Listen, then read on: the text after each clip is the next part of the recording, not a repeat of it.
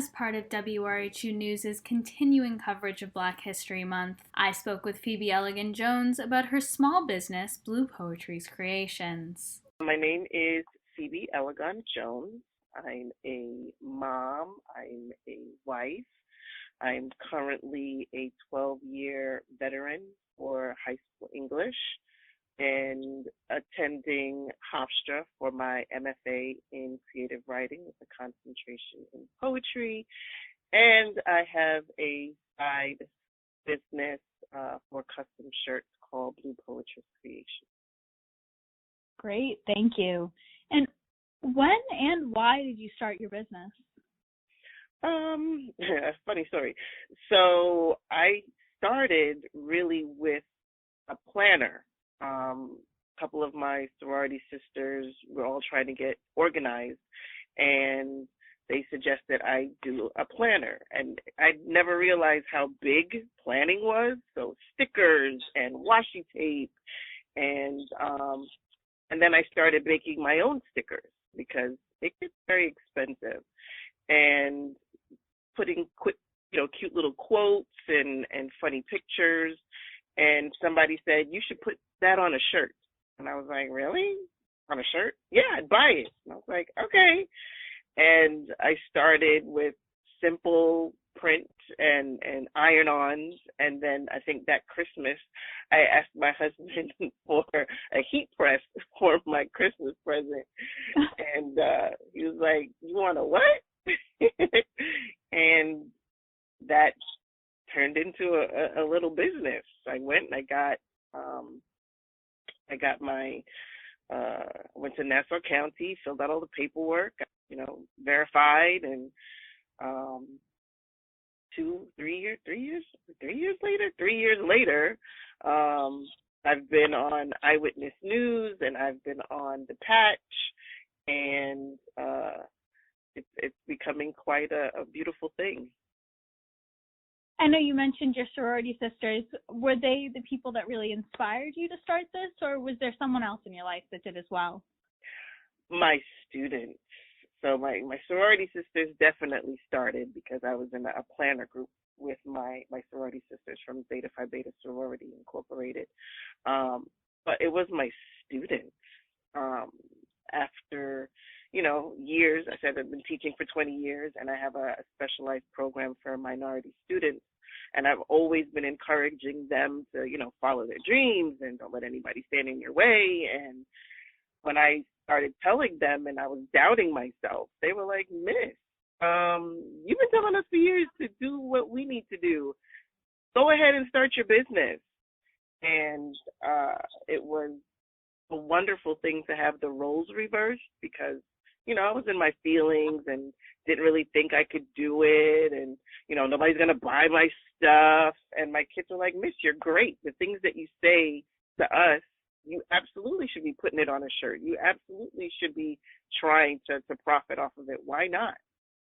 So that was really a special moment for me in my teaching career to have my students turn the tables on me and encourage me to do it. That's really adorable. I love that.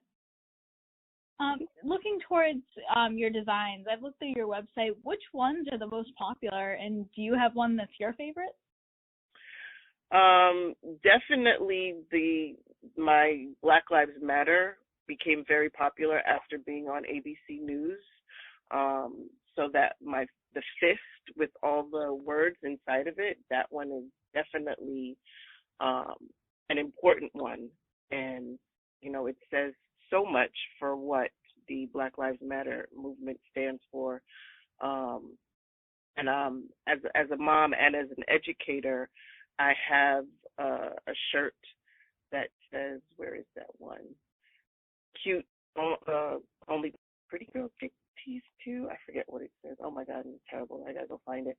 But that one is another one of my favorite ones because little girls and little boys who get teased, and that shirt came out of a conversation where I was at a pop-up shop, and a woman came up to me, didn't know her, from hole in the wall, and she looked at me, and I had a really rough day, and she said, "Can I ask you something?" She said, "Have you teased when you were growing up?" And I said, "Yeah, haven't we all been teased, as we were growing up?" She said, "Yeah, but it was bad for you, wasn't it?" Oh, yeah. So that moment, and she said, only pretty girls or something like that get teased. And I was like, wow, that's really profound. They only want what you have, and that's why they go after you. And it's important that you know that you're beautiful. You were beautiful then, and you're beautiful now. I'm like, but you didn't know me. How do you come up with this? And I thought it was, everything happens for a reason and a season. I firmly believe that. Yeah, it says only cute girls get teased, and I love the design that I came up with that. So it's like a woman holding the hand of a little girl, and it's got like butterflies going up and down their bodies. And I think that's important, especially for our young girls growing up, to know that people want what you have, and they're going to negate you and try to chop you down, but know that you're worth it. That's a really powerful message. When it comes to really conveying messages like that, obviously you do have the writing. How do you come up with a design that fits that for whatever product you're promoting, whether it be a shirt, a hat, a sticker? I guess it's kind of like my poetry. A lot of times the ideas, not to sound corny, but they come to me in a dream sometimes. I've had dreams where I'm reciting poetry in front of an audience, and it's a poem that I've never written, and I wake up in the middle of the night and write on scratch paper or record it on my phone. And it was the same thing with my designs. Like, I'll think of whatever the statement is and know that, okay, I know I want to incorporate this. And butterflies is a big thing for me, so a lot of my designs have butterflies incorporated in them somehow. Interesting. And you hand make everything to every order. What does it feel like for you to see people wearing the things that you design? Oh, it's so amazing. It's really, really awesome. And especially when people ask me for designs for their kids, like that for me. Recently, somebody had asked me to do a shirt for their son's, I think it was their 5-year-old birthday, and they came to pick it up. And, we're in the middle of a pandemic or whatever, but she came with her son, and when I opened the shirt for him, the joy, in his eyes, like I couldn't see his mouth or anything, but he was like, "That's for me?" And I was like, "Yeah, I made it just for you." And he was so happy, and he wanted to hug me so bad, and we were like, no, let's not. But people tag me and they post, and it really is, it's beautiful. And that's for anything. When as a teacher, when I have a student come back and they're like, "Miss, that lesson that you did, it really touched me," or when my graduates come back and say, "I'll never forget all the stuff that you did for me." I think for anyone, whatever career you're in, doctors even, you save somebody's life and then they come back, or, gynecologists and obstetricians, when you deliver their baby and you go 10 years later and say, "Remember this? This is what you did." I think for everyone, it's important to let people know when you affect them, because you never know what somebody's dealing with. And for me, anxiety and depression and things like that are prevalent, especially now during COVID. And to, just be scrolling on my timeline and all of a sudden see somebody's tagged me, it feels good. It feels really good. Oh, I'm sure. And one of the things related to your designs, you have a lot of designs that say Black Lives Matter. You talked about that a little bit. Did you have those before the protests started this summer, or did you make them, I guess, in response to them so people could get out there and really wear those messages? Some were before the protest. but the majority of them came after. Like the Black Votes Matter, that one was my mom. My mom asked, she was like, I'm getting ready to go vote. Can you make me a shirt that says Black Votes Matter and maybe put the fist in the middle? And I was like, oh, okay, I could do that. And, you know, I had the say their names for a while, and that shirt just got tougher because, you know, we keep adding more and more and more names. Like how do you include every single name to the say their name hashtag? It's daunting. And the one I have one in it, and it always gets to me, and I got a lot of negative, nasty feedback from, you know, racist trolls. But I made one for my son because we have, you know, we have dogs, and he goes out and he does walks, and I have a shirt that says, you know, my mama says don't shoot.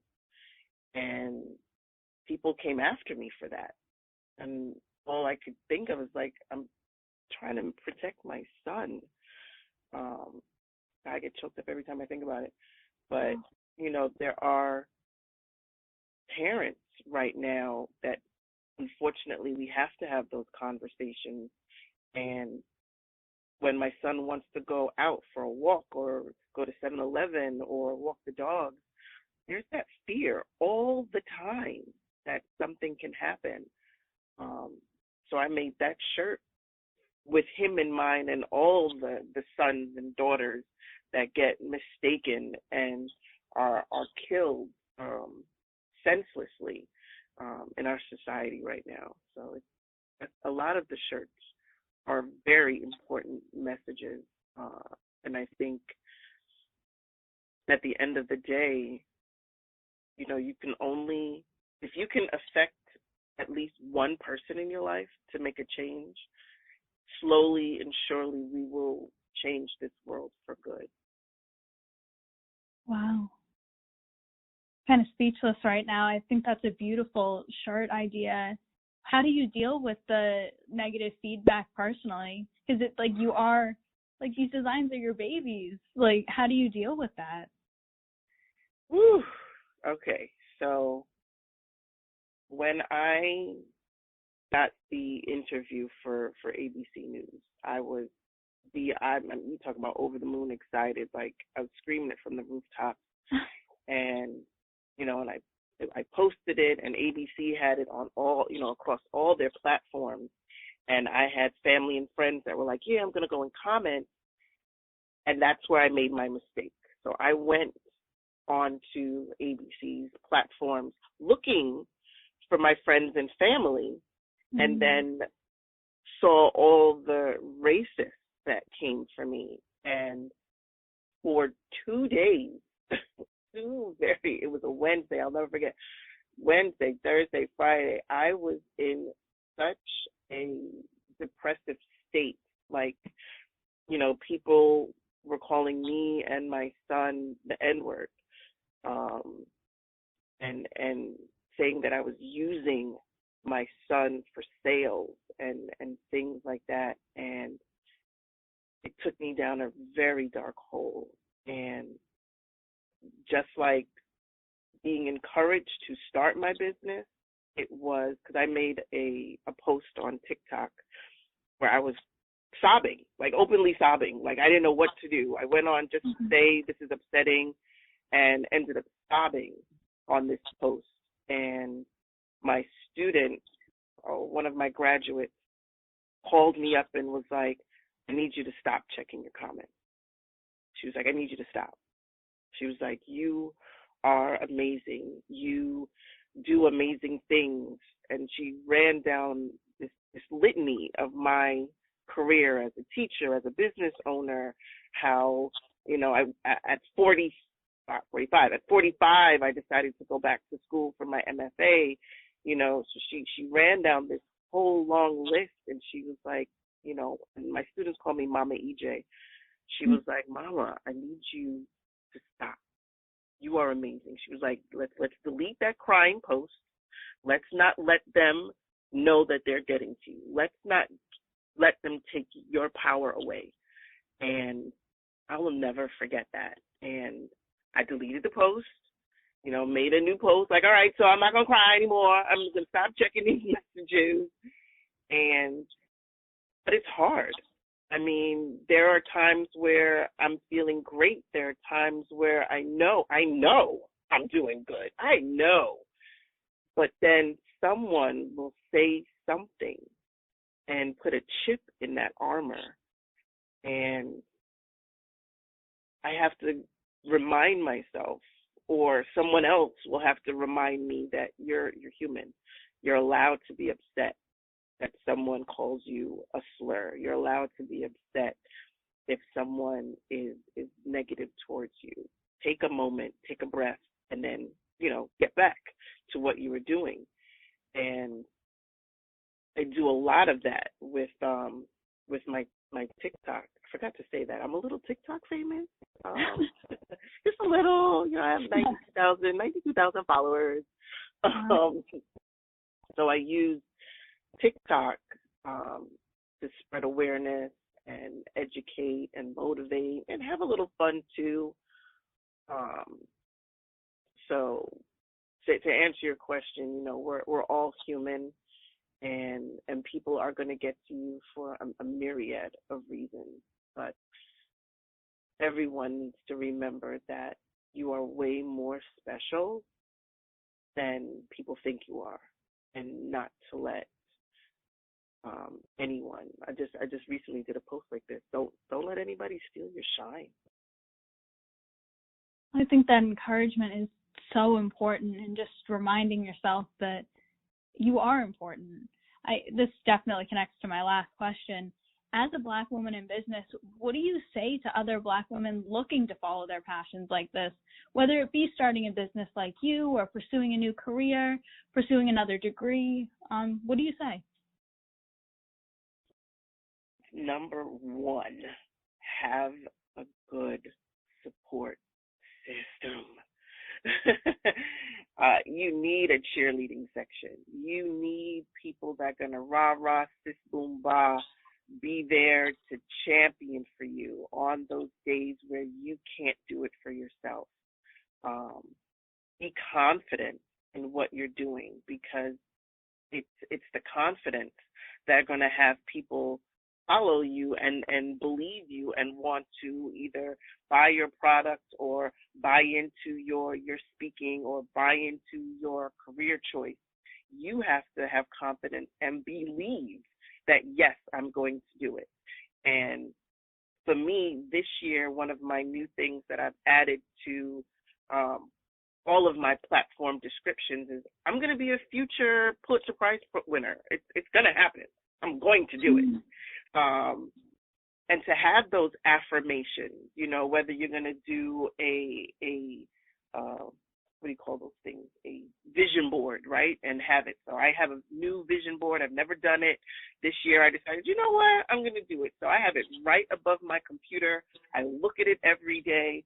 These are my goals. This is what I want to do. I'm not going to let anybody stop me from doing it. Don't let naysayers tell you anything different. And as much as I love my mother, when I made the decision to go back to school, my mother was the first one that said, "You're too old. What are you going back to school for?" And my mother has 3 degrees herself. And I was like, how are you telling me not to go back to school?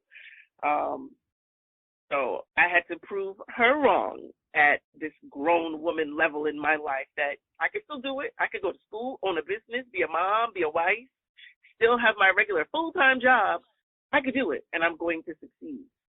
So, don't let even your family members take away from your joy and your goals, and just believe in yourself. Really and truly, deep down, believe that you can achieve everything despite what anybody else can say. Thank you again to owner of Blue Poetry's Creations, Phoebe Elegant Jones, for speaking with me. For WRHU,